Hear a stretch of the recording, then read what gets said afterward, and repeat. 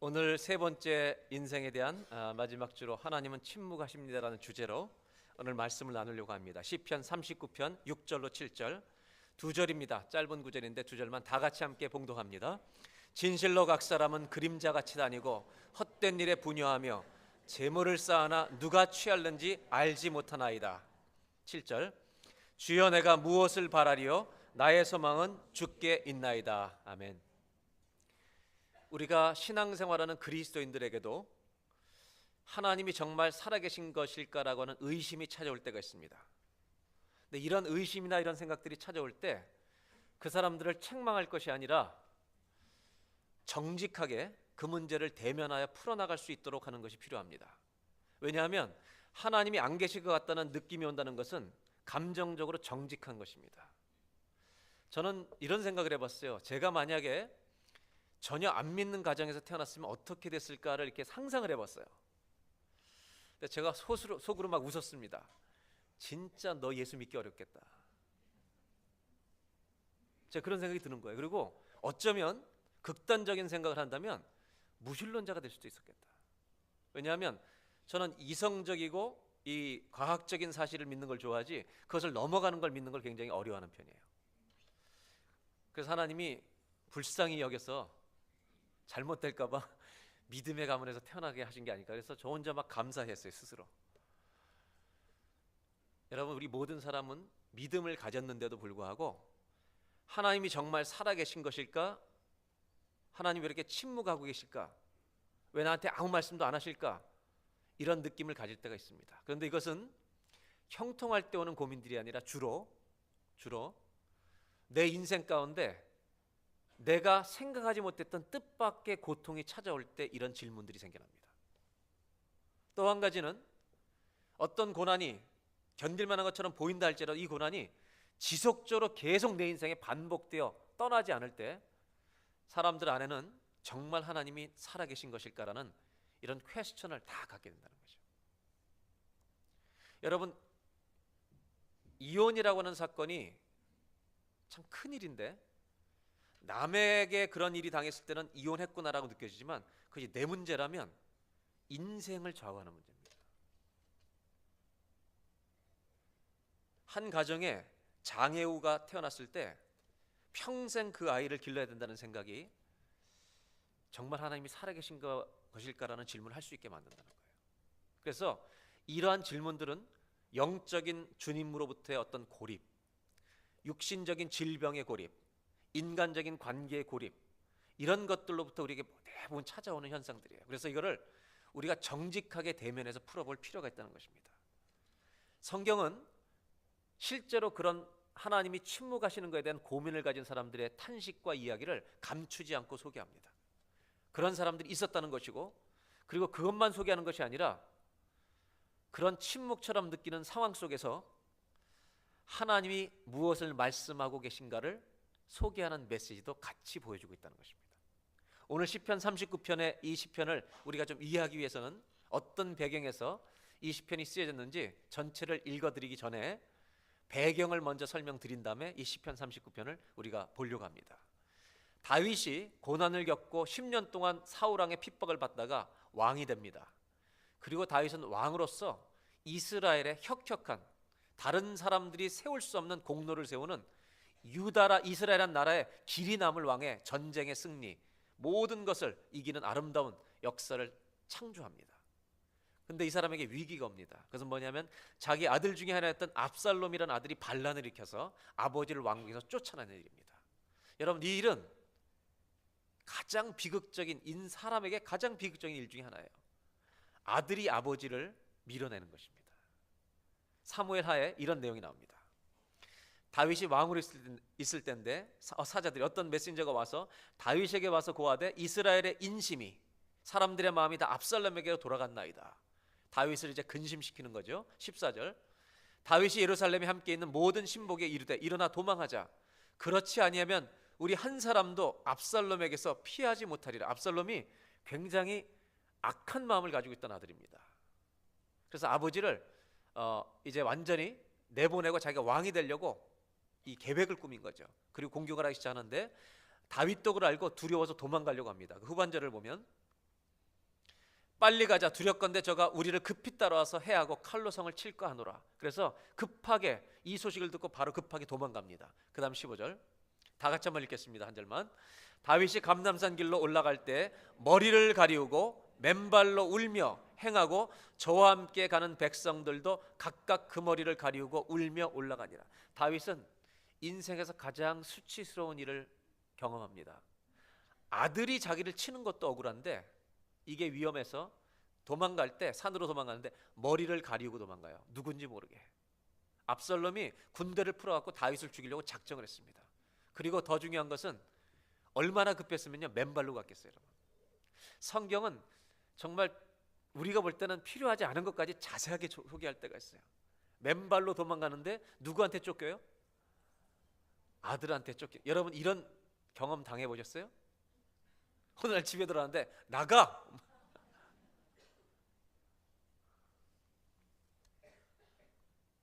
자식들이 나가래요.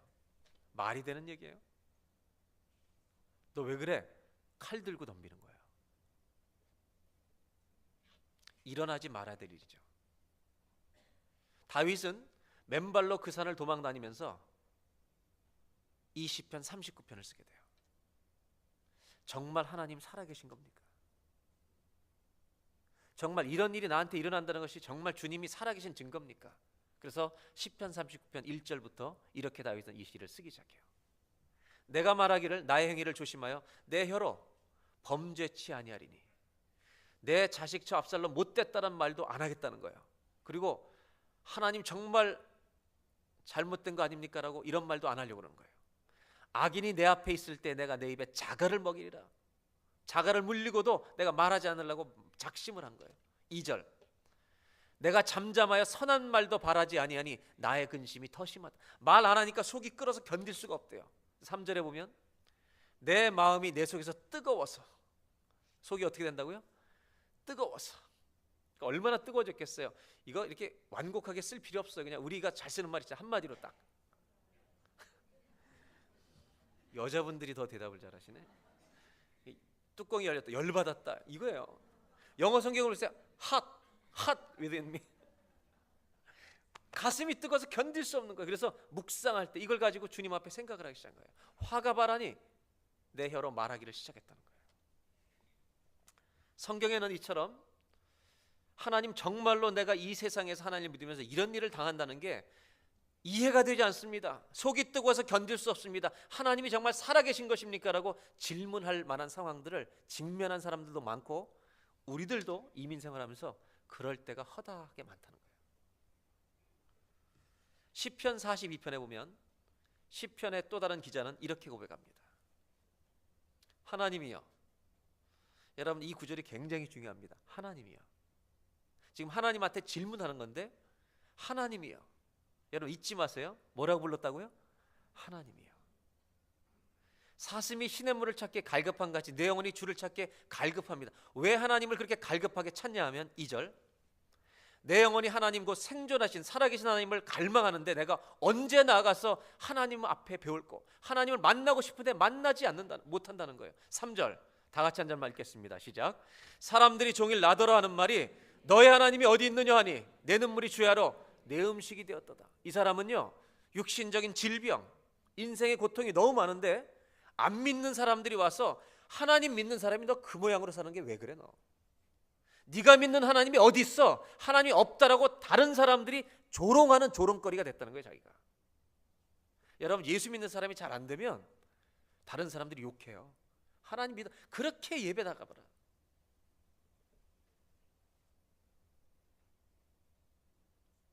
그런데 이 시편 42편 쓴 기자는 그 중에도 하나님을 찾고 있는 거예요.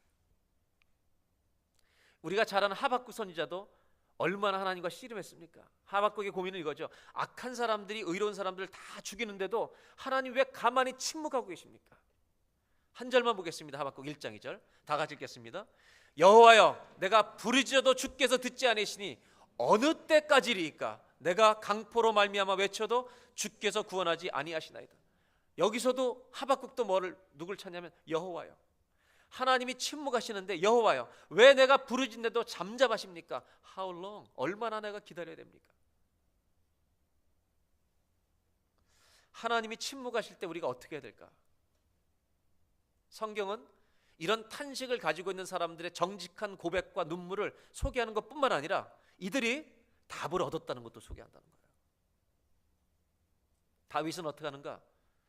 이 속이 뜨거워서 견딜 수 없다가 드디어 입을 열어서 말을 시작합니다. 4절을 보겠습니다. 다 같이 첫 번째 한 단어만 읽겠습니다. 시작. 여호와여. 여러분, 여호와여. 42편도 그렇고 하박국도 그렇고 여기 다윗도 그렇고 전부 다 누구를 찾고 있어요? 여호와요. 성경은 우리에게 굉장히 중요한 것을 첫 번째로 우리에게 보여주게 있는 게 뭐냐면, 우리가 하나님이 침묵하신다고 느낄 때, 하나님이 잠잠하신다고 느낄 때, 내 기도에 응답하시지 않는다고 느낄 때에도 여러분, 여호와를 떠나지 마시길 바랍니다. 이 사람들은 하나님을 떠나지 않았다는 거예요. 울어도 주 앞에서 울어야 된다는 거예요. 하나님, 내가 답답합니다. 여호와여, 여호와여, 다 여호와께 부르시는 거예요. 여호와를 떠나지 않을 때 주의 대답이 임할 줄로 믿습니다. 여호와여. 그 다음에 하는 말이 뭐냐면, 나의 종말과 연한의 어떠함을 알게 하사 나로 나의 연약함을 알게 해주십시오.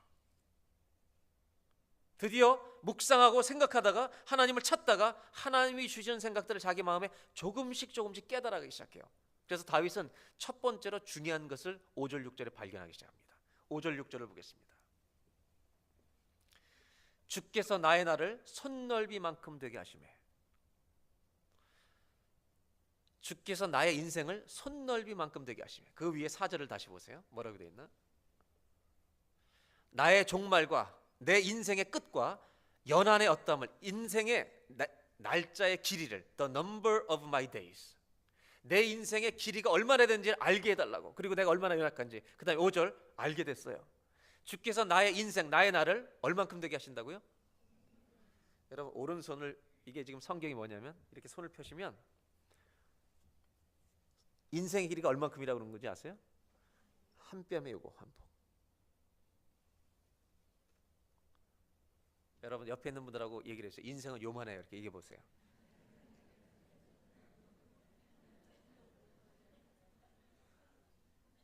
여러분, 다윗은 중요한 것을 깨달아요. 왜 그런지 제가 좀 설명을 드릴게요. 인생은 요만하다는 거야. 그래서 내 일생이 주의 앞에는 경점에 불과해서 정말 지극히 짧은 영원이란 하나님이 주신 시간 중에 잠깐을 여기 사는 거예요. 없는 것 같아. 주의 앞에는 사람마다 든든히 선 때도 진실로 허사뿐입니다. 다윗이 무슨 얘기를 하냐면 인생이 짧다는 거예요. 그 다음 6절 다 같이 읽겠습니다. 진실로 각 사람은 그림자같이 다니고 헛된 일에 분여하며 재물을 쌓아서 돈을 벌지만 누가 가져갈지 아무도 모릅니다. 왜? 자긴 지금 어디 있다 쫓겨났어요.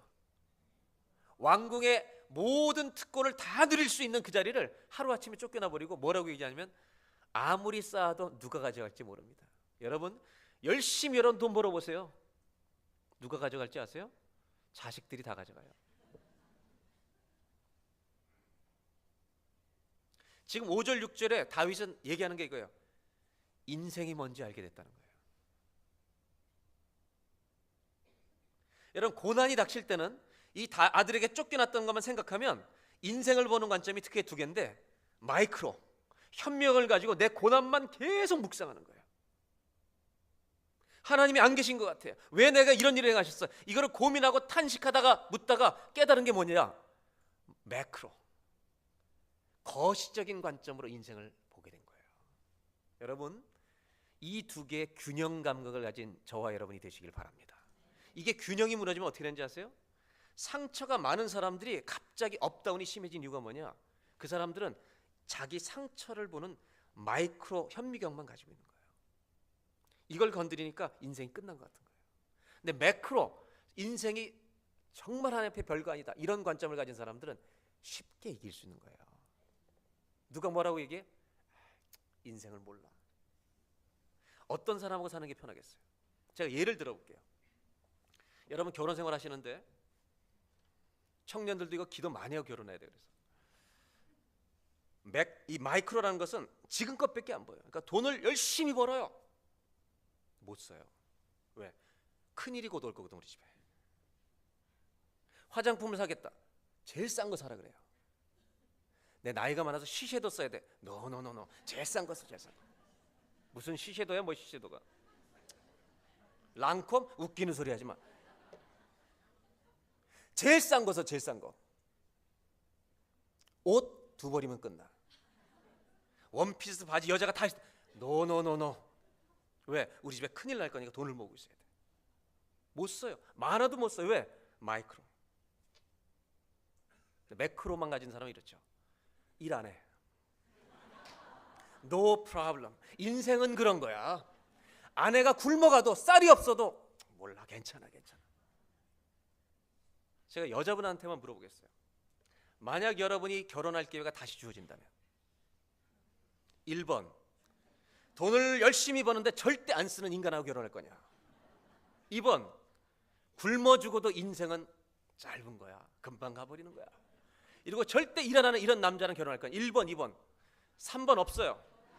No choice.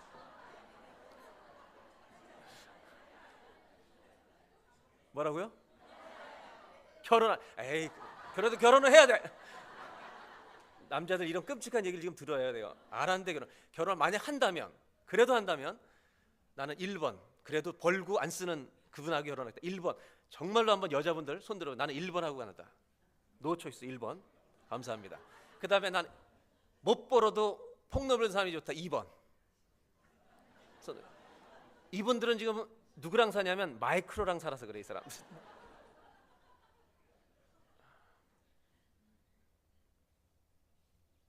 다윗이 깨달은 건 뭐냐면 이것만 생각하니까 하나님이 안 계신 것 같아요. 현미경으로 내 문제만 들여다보니까 다른 게 보이질 않는 거예요. 근데 그걸 가지고 엎드려 기도하고 탄식하고, 주님 살아계십니까? 살아계신데 내 인생에 왜 이렇게 고통을 주십니까? 이거는 어디다 얘기하기도 창피할 가장 비참하고 수치스러운 일입니다. 어디 가서 얘기를 합니까? 그때 주님 말씀하시는 거예요. 네 인생은 짧아. 넓게 인생을 봐야 돼. 여러분, 다윗은 이 고난을 통해서 뭘 배우는지 아세요? 인생의 균형 감각을 배운 줄로 믿습니다. 사람은 이 밸런스를 가지고 있어야 돼요. 여러분, 열심히 버시되 멋지게 쓸 줄 아는 사람이 되시길 바랍니다. 다윗은 인생의 길이를 깨달았어요. 손바닥만한 거예요. 아무것도 아닌 걸 가지고 아둥바둥 싸우고 평생을 사는 거예요. 성실하지 말라는 말이 아니에요. 최선을 다하되 열심히 살되 인생을 넓게 보라는 거예요. 고통이 아니면 깨달을 수가 없는, 이거는 학교에서 배울 수 있는 인생론이 아니에요. 이 삶의 고통 가운데 질병을 통과하면서 이별의 슬픔을 통과하면서 하나님 앞에 엎드려서 하나님 살아계십니까? 라고 묻는 사람, 하나님을 떠나지 않고 묻는 사람, 이 사람은 인생의 균형 감각을 가진다는 거예요.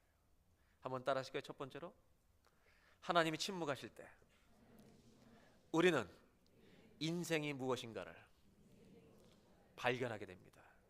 그래서 마이크로, 그 미시적인 안경만, 현미경만 가지고 사는 게 아니라 거시적으로 인생이라는 것이 과연 무엇인가를 볼 수 있는 균형 감각을 가지고 살 수 있게 되는 자리에 들어간다는 거예요. 하나님이 우리를 창조하실 때 하나님은 빛이시지만 우리는 달과 같이 창조하신 거예요. 달은 빛이 없어요.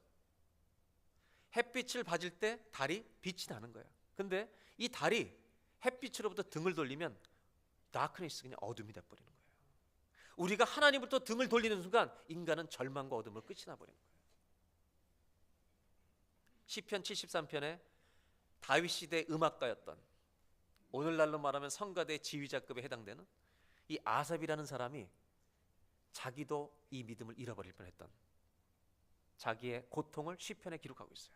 73편에 이 사람도 마찬가지예요. 악한 사람들이 잘 되는 걸 보고 하나님 정말 계십니까? 질문했어요. 한번 보겠습니다. 하나님이 참으로 이스라엘 중 마음이 정결한 자에게 선을 행하시나. 2절, 나는 거의 넘어질 뻔하였고 나의 걸음이 미끄러질 뻔하였으니 하나님 없는 것처럼 생각할 뻔했다 이거예요. 3절, 다 같이 읽겠습니다. 이는 내가 악인의 형통함을 보고 오만한 자를 질투했습니다. 악한 사람들은 다 잘 됐는데 오히려 믿고 착한 사람들이 고난을 당하는데 이걸 어떻게 내가 이해할 수 있겠냐 이거예요. 내 이성으로는 이해할 수 없다. 심지어 그 다음 절을 보면 이런 말도 나오죠. 악한 사람은 죽을 때에도 얼굴에 윤기가 흐른대요. 그렇게 써놨어요 성경에.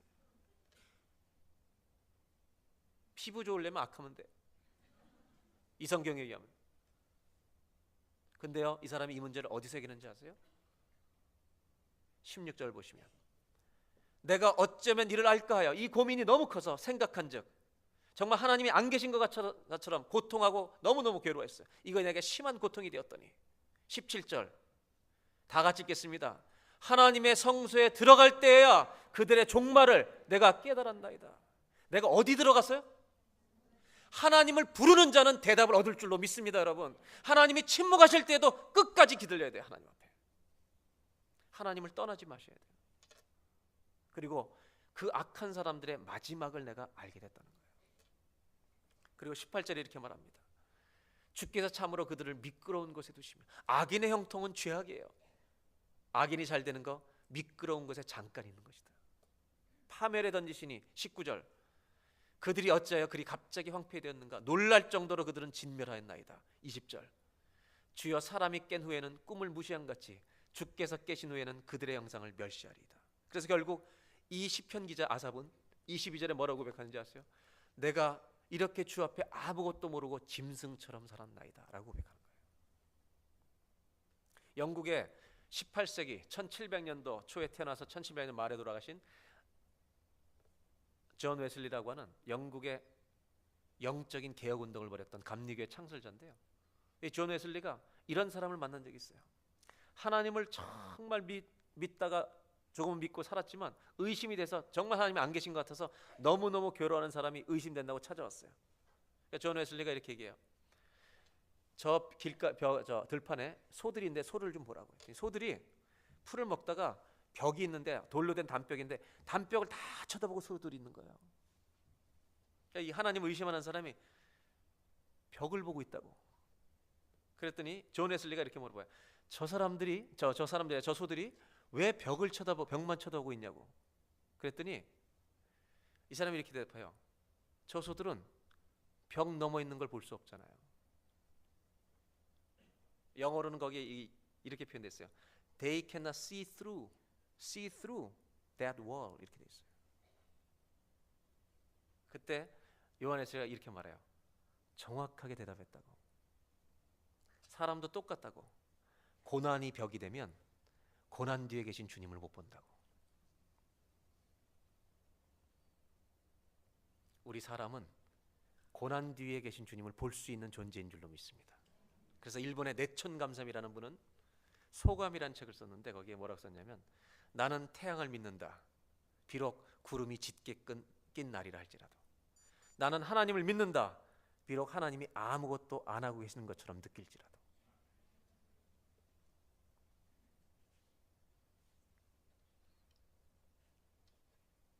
여러분, 주님을 바라보는 저와 여러분이 되시길 바랍니다. 하나님이 잠잠하실 때 그때가 하나님을 놓지 않고 계속 붙들고 부르짖어야 될 때입니다. 그때 우리는 알게 됩니다. 인생이 무엇인가. 두 번째로 보겠습니다. 39편 7절. 다윗은 또 한 가지를 깨닫습니다. 다 같이 한번 읽겠습니다. 큰 목소리로 시작. 주여 내가 무엇을 바라리요? 나의 소망은 주께 있나이다. 다윗은 이 고난 속에서, 하나님의 침묵 속에서 두 번째로 중요한 걸 깨닫습니다. 정말 내 인생이 이렇게 된다면 내 소망은 어디에 있는 것일까? 나는 누구를 기대해야 되는 것일까? 여러분, 자녀에 대해서 기대하는 건 좋은데 절대 기대하지 마세요. 많은 부모와 자녀들이 어려서는 굉장히 사랑을 쏟아붓는데 10대가 되면 왼수가 돼요. 그게 관계가 원수는 아닙니다. 원수는 진짜 원수를 원수라 그러고요. 왼수는 사랑하는 대상을 왼수라고 해요. 사랑하는 대상이 사랑이 안 될 때 왼수라 그러는 거예요. 근데 왜 그렇게 되냐면 제가 볼 때는요, 부모님들이 자식에 대해서 너무 기대가 커요. 한 번만 따라 하실까요? 자녀들을 절대 기대하면 절대 실망한다. 반드시 실망해요. 그러니까 기대를 낮추시면 늘 행복해요. 얘는 공부를 못할 줄로 믿어요. 그러면 A 받으면 그 잔치 벌여야 돼. 다윗은요, 이 고통 속에서 뭘 생각했겠어요? 시편 23편을 그 전에 썼어요. 사울왕에게 쫓기다닐 때 그런 시들을 썼어요. 다윗은 이 고난 속에서 뭘 생각했어요? 여호와는 나의 목자시니 내가 부족함이 없으리로다. 내가 사망의 골짜기로 다닐지라도 해를 들이지 않을 것은 주께서 나와 함께 하심이라는 그 시를 썼던 사람이 다윗이에요. 결국 다윗은 고민과 이 하나님 앞에 부르짖음 속에 다시 그 믿음으로 돌아가는 거예요. 오늘 성가대가 부른 찬양 있잖아요. 참 희한하죠? 오늘 마지막 찬양이 그거예요. 우리가 다 같이 마지막 찬양을 이걸 부를 거예요. 근데 어떻게 이걸 골랐는지 모르겠어요. 그러니까 성가대와 우리 찬양팀이 인도하는, 오늘 김성환 전사님이 인도하는데 성령님이 하나 되게 하신 것 같아요. 참 미안해요. 다윗은 그걸 깨달은 거예요. 하나님이 나의 소망 되신다는 것을 온몸으로 배운 줄로 믿습니다. 그래서 여러분, 머리는, 우리 믿음이라는 것은 머리에만 가지고 있는 믿음으로는 세상을 못 이겨요. 믿음은 뼛속에 들어와야 돼요. 근데 이 뼛속에 들어오는 신앙은 고난을 통해서 얻어지는 거예요. 사실은요, 이렇게 얘기하면 여러분 오해할 수도 있지만 잘 들어보세요. 하나님이 정말 살아계신가라고 하는 낙심의 자리는 유익이 있어요. 어떤 유익이 있냐면 하나님을 절대 감정적으로 떠날 수 없는 갈망을 생기게 해요. 갈망을 갖게 해서 잘 되는 사람보다, 건강한 사람보다, 아무 문제가 없는 사람보다 하나님을 훨씬 더 강력하게 껴안는 믿음으로 인도할 줄로 믿습니다. 그래서 삼포릉자 미우라 아야코는 수많은 육신의 질병을 겪으면서 뭐라고 책에 썼냐면 병든 사람만이 만날 수 있는 하나님이 있다. 고난 당한 사람만이 붙들 수 있는 하나님이 있다. 우리가 정말 하나님이 어디 계시냐, 어렵고 힘들고 정말 두려워지고 이럴 때 주님을 떠나지 말고 계속 부르짖다 보면 여러분과 저의 인생 가운데는 내 뼛속에 내 몸으로 체득한 살아계신 하나님을 내 몸속에 모시고 사는 하나님의 은혜가 부어질 줄로 믿습니다. 오늘 다윗은 이걸 배우는 거죠. 시편 42편에 이렇게 말해요. 그 시편 기자도 하나님이 어디 있냐? 사람들이 자꾸 욕하잖아요. 이렇게 말해요. 내 뼈를 찌르는 칼같이 내 대적이 나를 비방하며 늘 말하기를 내 하나님이 어디 있느냐 하도다. 내 하나님이 어디 있어? 다 욕할 때 하나님을 떠나지 않고 부르짖는 거예요.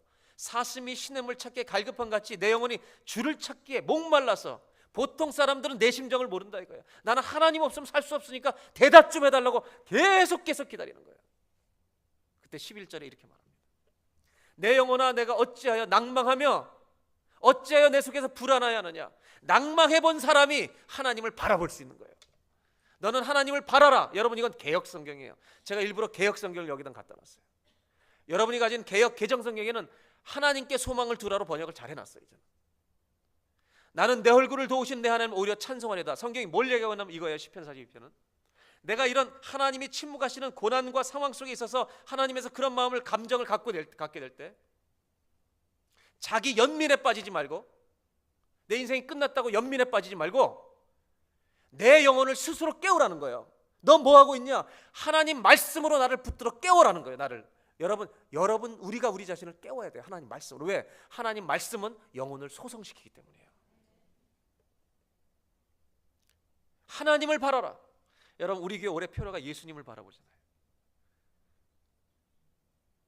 이 하나님의 침묵 속에서 하나님 앞에 부르짖으면서 하나님을 바라보는 저와 여러분 되시길 바랍니다. 그러면 그때 우리가 발견하게 되는 건 뭐냐? 우리의 소망은 어느 누구에도 있지 않고요, 하나님께 있다는 것을 정말로 가슴으로 믿는 신앙 가운데 들어가게 될 줄로 믿습니다. 그래서 여러분, 영어로 hope in God, 하나님 안에서 소망을 가지라는 이 뜻이 히브리어로는 어떤 뜻과 똑같은 의미를 가지냐면요, wait for God이에요. 희망을 가지라는 뜻과 똑같은 비중으로 히브리의 동의어가 뭐냐면 기다리는 거예요. 주님 앞에.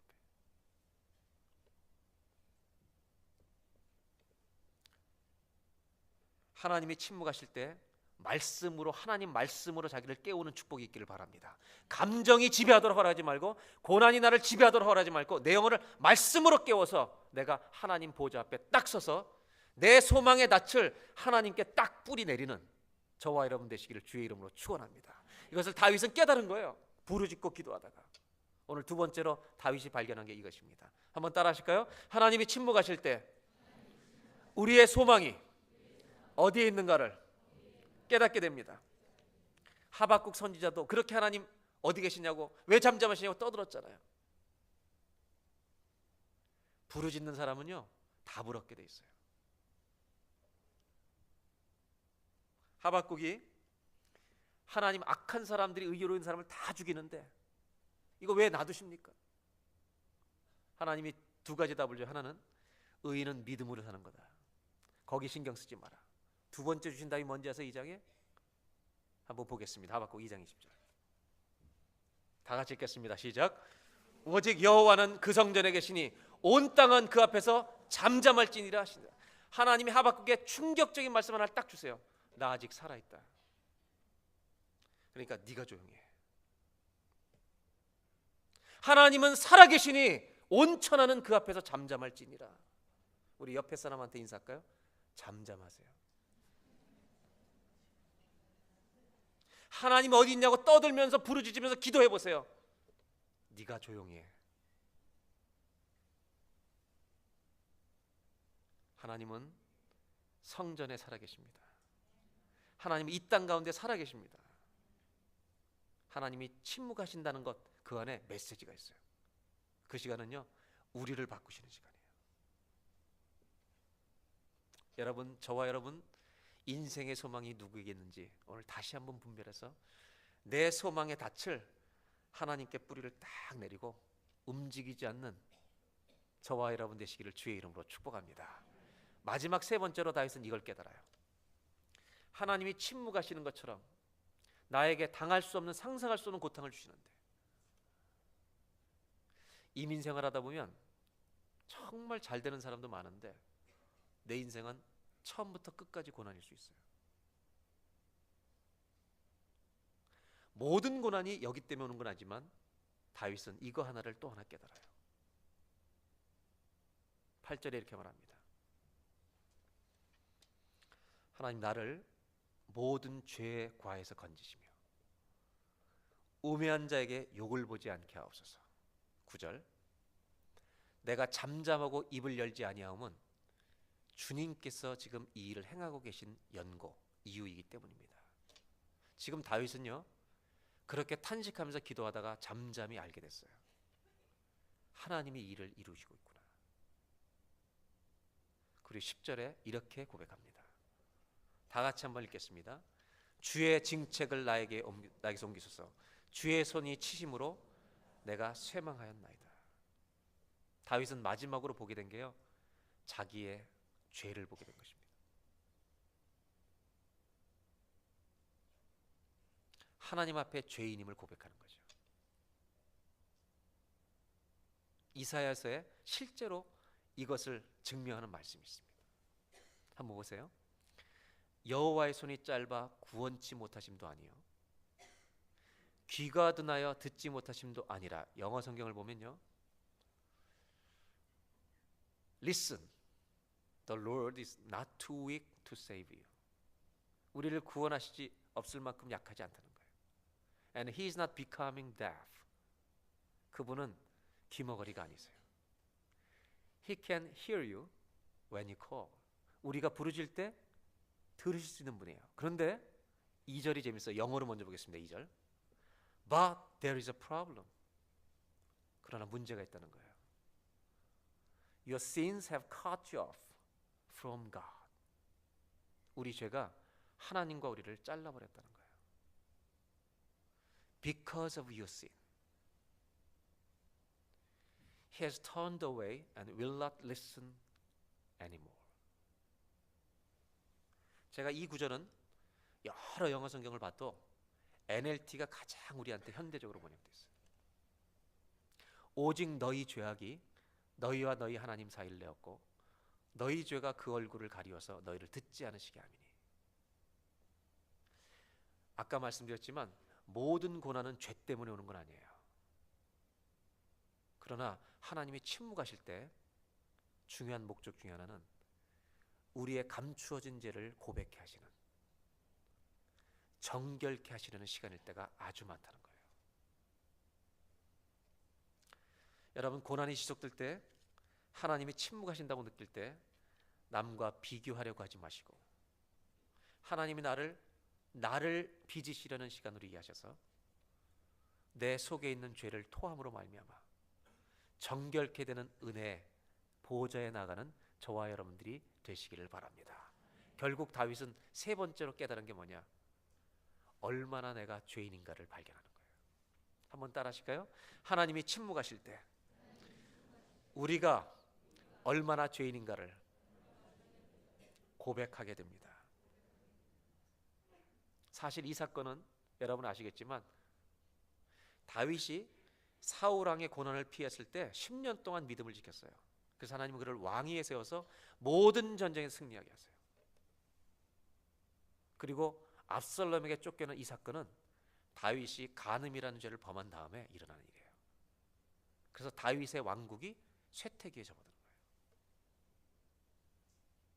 다윗은 하나님의 이러한 고통 속에, 주시는 고통 속에 하나님이 응답하시지 않는 것 같은 답답한 속에서 마지막으로 발견한 게 뭐냐? 하나님, 내가 더러운 죄인이라는 것을 고백하기 시작하는 거예요. 이것을 고백하고 나서 다윗의 기도가 바뀌어요. 10절을 보겠습니다. 12절 13절. 다윗은 이제 이렇게 기도합니다. 여호와여, 나의 기도를 들어주십시오. 이제 내 기도를 들어주십시오. 나의 부르짖음에 귀를 기울여 주십시오. 내가 눈물 흘릴 때 잠잠하지 마옵소서. 대전하는 주께 객이 되고 이방인이 되고 나그네 거류자가 됨이 나의 모든 아브라함, 이삭, 야곱처럼 이 모든 조상과 똑같이 나그네 인생을 살고 있습니다. 13절. 주는 나를 용서하사 내가 떠나 없어지기 전에 나의 건강을 회복시키소서. 여러분, 이 내용이 영어에는 뭐라고 되는지 아세요? I may rejoice again. 내가 건강을 회복시켜달라는 말이 영어 성경에는 내가 다시 기뻐하게 될 것입니다. 다윗은 압살롬이라는 아들을 잃어버리고요, 나의 소망 되신 하나님을 다시 얻는 거예요. 내 인생을 정결케 하시는 주님을 다시 붙드는 거예요. 저와 여러분 안에 인생이 힘들고 어려울 때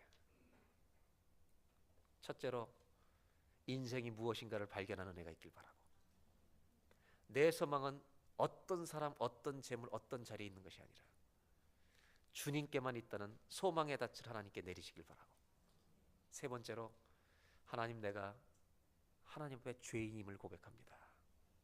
정결함으로 말미암아 하나님과의 끊어졌던 교제의 회복이 일어나서 내가 부르짖을 때 들어주시는 하나님과 살아가는 저와 여러분들이 되시기를 바랍니다. 그래서 하박국 선지자가 그렇게 하나님의 음성을 들은 다음에 마지막 17절 18절 3장에 이렇게 고백하잖아요. 온 천하는 잠잠할지어다. 그 말을 듣고 하박국 3장에 하박국의 노래와 찬송이 터지잖아요. 비록 무화과 나무가 무성치 못하며 포도나무에 열매가 없으며 감람나무에 소출이 없으며 밭에 먹을 것이 없으며 우리의 양이 없으며 외양간에 소가 없을지라도. 18절 다 같이 읽겠습니다. 나는 여호와로 말미암아 즐거워하며 나의 구원의 하나님으로 말미암아 기뻐하리로다. 이 구절이 아까 시편 39편의 13절의 구절과 비슷한 거 아세요? I may rejoice again. 내가 주 여호와로 인하여 즐거워하리로다. 하나님이 잠잠하시다고 느끼는 분이 있습니까? 오늘 예배를 통해 주 여호와로 말미암아 즐거워하는 회복이 있기를 주의 이름으로 축원합니다. 기도하겠습니다. 하나님, 아무리 좋은 것을 가져도 문제는 해결되지 않습니다. 아무리 화려한 영광으로 그걸 가리려고 해도 문제는 여전히 존재합니다. 문제에 대해서 정직한 자가 되게 하여 주시옵소서. 하나님, 아프다고 기도할 수 있도록 도와주시옵소서. 힘들다고 부르짖을 수 있도록 도와주시옵소서. 하나님이 안 계신 것처럼 느껴진 때에도 주님만은 떠나지 않게 하여 주시옵소서. 여호와여 여호와여 여호와여 부르짖게 하여 주시옵소서. 부르짖는 자에게 응답을 주실 줄로 믿습니다. 인생의 연수가 어떠한 것인지, 우리의 소망이 어디에 있는 것인지, 그리고 우리가 얼마나 죄인인지 깨닫게 하심으로 말미암아 이제 그 침묵의 기간을 넘어 하나님이 잠잠해 계시는 그 시간을 넘어 하나님, 이제는 내 기도를 들어달라고 구할 수 있는 그 자리에 들어갈 수 있게 될 줄로 믿사오니, 이 어렵고 힘든 시대를 살아가는 우리 모든 성도님들에게 침묵하시는 하나님 속에 머물러 있는 것이 아니라 부르짖음으로 말미암아 나에게 응답하시는 하나님을, 나의 소망 되신 하나님을 붙들고 신앙생활하는 믿음의 백성들이 다 되게 하여 주시옵소서. 오늘도 귀한 예물을 봉헌할 때 하나님, 이 세상에 사는 동안 물질 때문에 시험 드는 자 없게 하여 주옵시고, 물질을 다스리는 권세를 가지고 살아가는 하나님 백성들 되게 하여 주옵소서. 우리 주 예수님의 이름으로 기도하옵나이다. 다 같이 우리 가슴에 손을 대고 기도하겠습니다. 그리고 특별히 육신의 질병이 있는 분들은 여러분, 질병이 있는 곳에 손을 대십시오. 하나님, 왜 잠잠하십니까? 하나님, 왜 침묵하십니까? 이런 질문을 던지고 싶을 때가 많이 있습니다. 주님, 오늘 이 예배 가운데도 육신의 질병 때문에 이런 고민, 이런 정직한 고백이 있는, 탄식이 있는 사람들이 있습니다. 주여, 그들을 그냥 보내지 마시고 내가 너와 함께하리라, 나의 의로운 오른손으로 너를 붙들어 주리라, 내가 너를 고쳐주리라 말씀하여 주시옵소서. 우리들이 우리 영혼을 말씀으로 깨우게 하여 주시옵소서. 내 영혼아, 어째 낭망하며 불안해하느냐? 하나님을 바라보라. 오늘 이 예배 가운데 정말 엔트비가 없고 먹을 것도 걱정하는 가정도 있습니다. 하나님,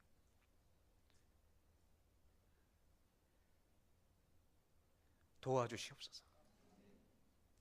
하나님께 소망을 두게 하여 주옵소서. 이기게 하여 주시옵소서. 저들을 그대로 내버려 두지 마시고 하늘의 문을 열어 주시옵소서. 가정에 다 오픈하지 못하는 문제들을 가지고 탄식하는 가정들도 있습니다. 평생 지고야 될 숙제를 가지고 있는 가정들도 있습니다.